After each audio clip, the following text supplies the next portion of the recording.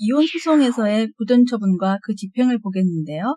이혼 소송을 하면서 자주 이용하는 가압류와 가처분의 유형별 특징을 살펴보겠습니다. 먼저 일반적으로는 부동산에 대한 가압류가 가장 흔히 사용됩니다.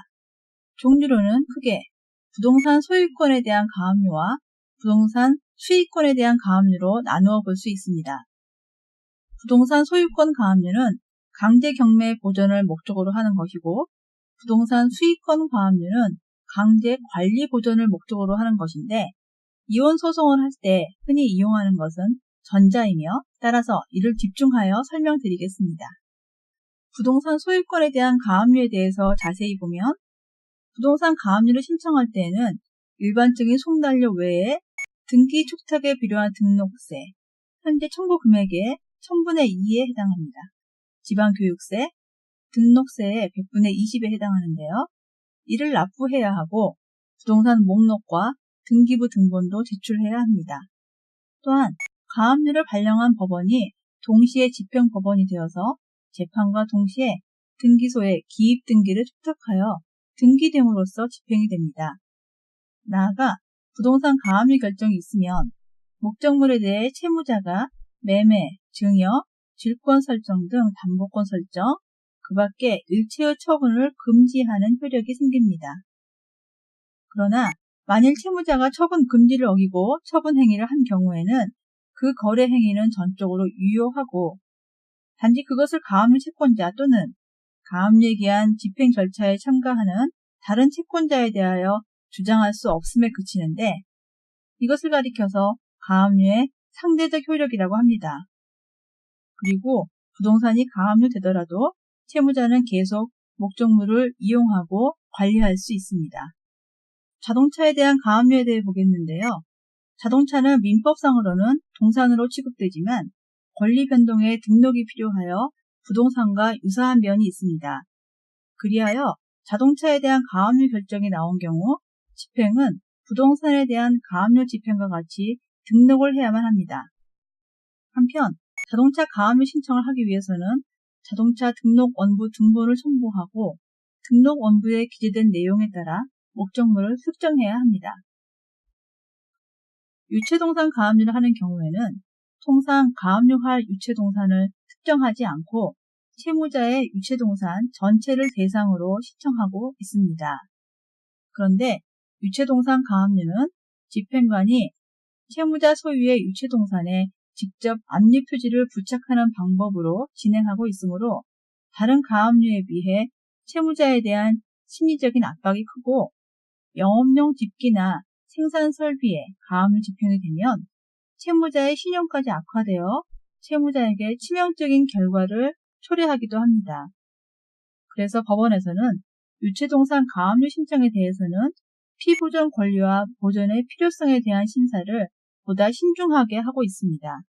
이러한 사정 때문에 실무상으로는 청구 금액의 3분의 1 정도의 현금을 공탁하도록 하는 경우가 많습니다.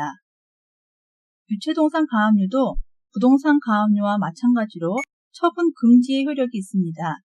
또한 유체동산 가압류 결정이 내려질 때 집행관이 목적물을 점유하면 원칙적으로 채무자의 사용이 금지되지만, 집행관이 채무자에게 보관을 시키는 경우에는 여전히 채무자가 통상의 방법으로 사용하는 것은 가능합니다. 가압류는 채권에도 가능하며 채권의 성질에 따라 지명채권의 가압류, 저당권부 채권에 대한 가압류, 배서 금지된 금전채권에 대한 가압류 등으로 나누어 볼 수 있습니다. 그러나 여기에서는 이혼소송에서 흔히 이용되는 지명채권에 대한 가압류에 대해서만 살펴보겠습니다. 지명채권은 채권자가 특정되어 있는 채권을 가리키는데 보증금 반환 청구권, 임금채권 등이 포함됩니다. 이혼소송을 하는 경우 부동산 가압류와 함께 매우 활발하게 이용되는 것이 바로 지명채권에 대한 가압류라고 할 수 있습니다. 채권에 대한 가압류 결정은 제3채무자에게 송달됨으로써 집행되고 효력이 발생합니다. 보증금 반환 청구권의 경우에는 부동산 소유자, 임금채권의 경우에는 사용자가 제3채무자가 됩니다. 채권 가압류 결정을 송달받은 후 제3채무자가 채무자에게 채권을 변제한다면 채권자에게 대항할 수 없게 됩니다. 한편 이혼 소송을 할 때 예금 채권에 대한 가압류를 하는 경우도 많습니다. 그런데 채무자가 어떤 종류의 예금 채권을 얼마나 가지고 있는지 정확히 알 수 없는 경우가 많아서 실무상으로는 여러 종류의 예금이 있는 때에는 예금의 순서를 정하여 청구 금액에 이를 때까지의 금액으로 채권을 표시하는 것이 보통입니다.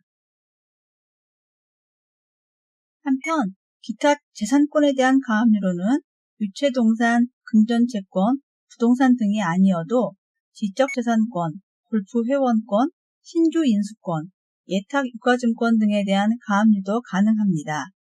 이러한 가압류는 추식명령이나 전보명령 등 통상의 방법으로는 현금화하기 어렵고 대부분 특별현금화의 방법으로 현금화해야 하므로 부동산이나 채권 가압류에 비해서는 많이 이용되지 않는 편입니다. 그럼 각각에 대해 간략히 살펴보기로 하겠습니다. 우선 골프회원권 등은 그 내용에 따라 가압류의 방법이 조금씩 다릅니다.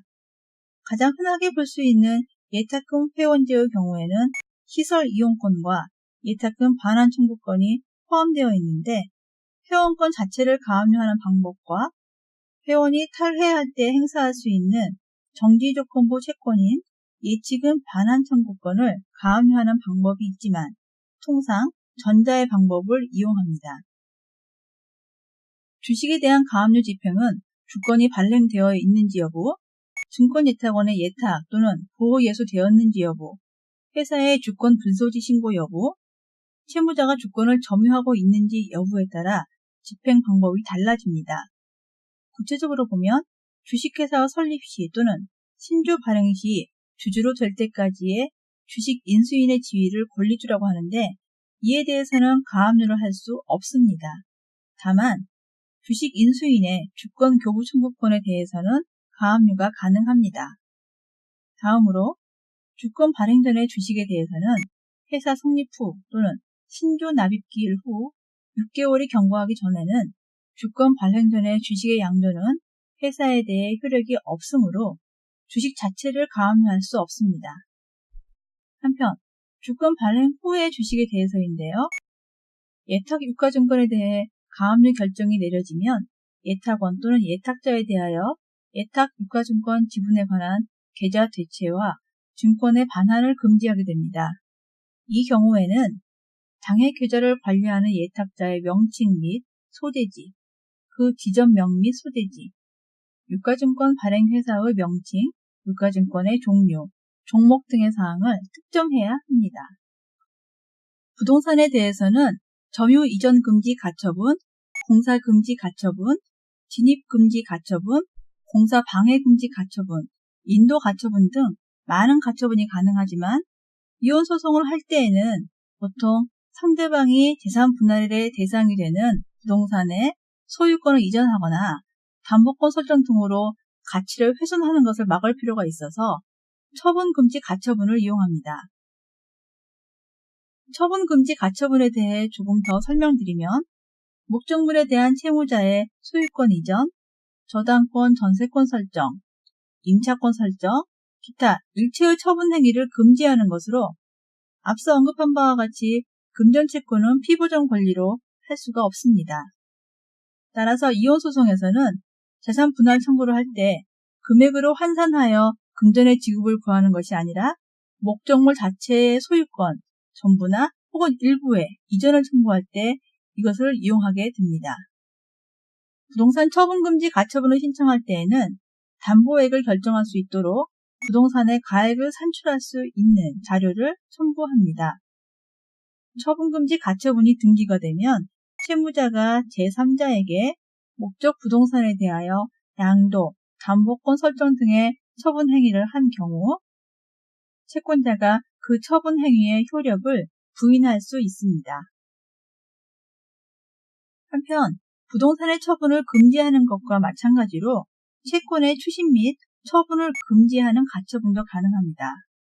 그런데 이혼소송을 할 때에는 재산 분할 청구를 하면서 상대방이 갖는 채권의 금액을 정확히 알 수 없거나 금전 채권이 아닌 경우에 그 채권의 전부나 일부에 대해서 상대방의 처분을 금지시키기 위해 이용할 수 있습니다. 양도 가능한 채권은 모두 처분 금지 가처분의 대상이 될 수 있고 건축 허가 명의 처분 금지 가처분, 수분양자 명의 변경 금지 가처분, 소유권 이전 등기 청구권의 처분 금지 가처분, 무허가 건물 관리 대장상의 명의 변경 금지 가처분 등 다양한 형태의 가처분이 가능합니다. 보전처분의 집행 취소입니다. 채권자는 보전처분의 집행 상태가 계속되고 있는 한 언제든지 집행 취소를 신청할 수 있으며 채무자의 동의는 필요하지 않습니다. 또한 앞서 언급한 바와 같이 채무자는 해당 금액의 공탁을 이유로 한 채무자의 가압류 집행 취소 신청을 할 수 있습니다. 그러나 일부 금액만 공탁하고 가압류 집행의 일부에 대해서 취소 신청을 할 수는 없는 점을 유의하셔야 하며 채무자는 보전처분 신청이 취하되거나 취하 간주되었을 때 집행 취소를 신청할 수 있습니다. 한편 집행이 취소되면 채무자는 보전처분의 구속에서 벗어나지만 소급표는 없습니다. 그런데 위와 같은 가압류는 종국적인 만족을 얻기 위한 임시적인 조치여서 종국적인 만족을 얻기 위해서는 본집행으로 이전을 해야만 합니다.